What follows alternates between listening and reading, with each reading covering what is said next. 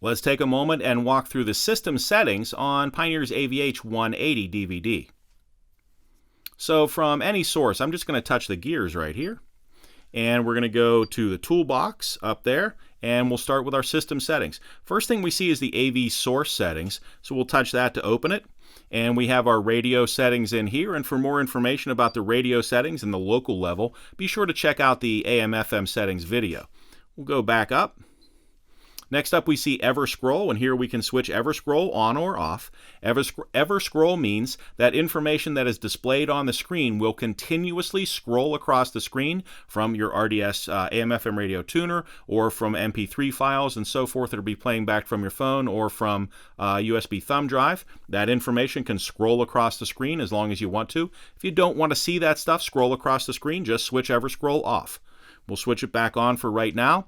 Next up is our auxiliary input, and that means that auxiliary input can show up in our source list right here. I like to use auxiliary input, so I want to keep that there. If you don't want to see it, we can switch the auxiliary input on or off right here, and that will gray it out on the source screen.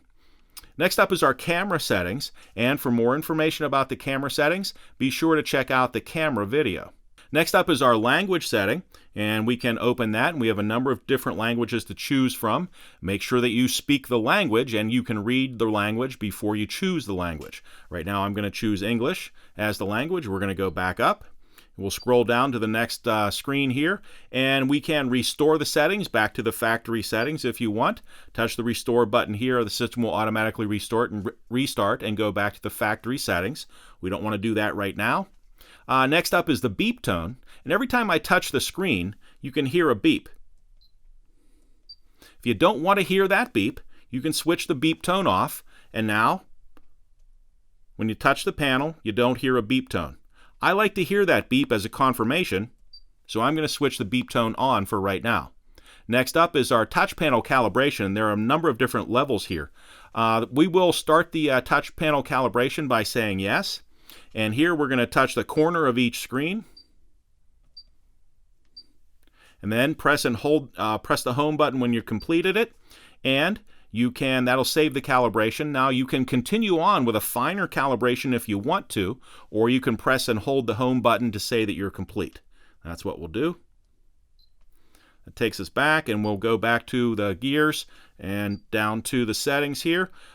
Next up is our dimmer settings, and for more information about the dimmer settings, be sure to check out the dimmer and illumination video. And then lastly, we have our picture adjustment, and we have a couple of different picture adjustments to see here. Right now, this is the source screen, and we can adjust the source screen a couple of different ways. We can adjust the brightness and the dimmer and contrast and so forth for the source screen. Then we'll hit the X here, and we can go back to the picture adjustment, and we can switch to the rear view camera, and we have the same type of adjustments for the rear view camera. Once you're done making those adjustments, we can just go back or hit the X to escape.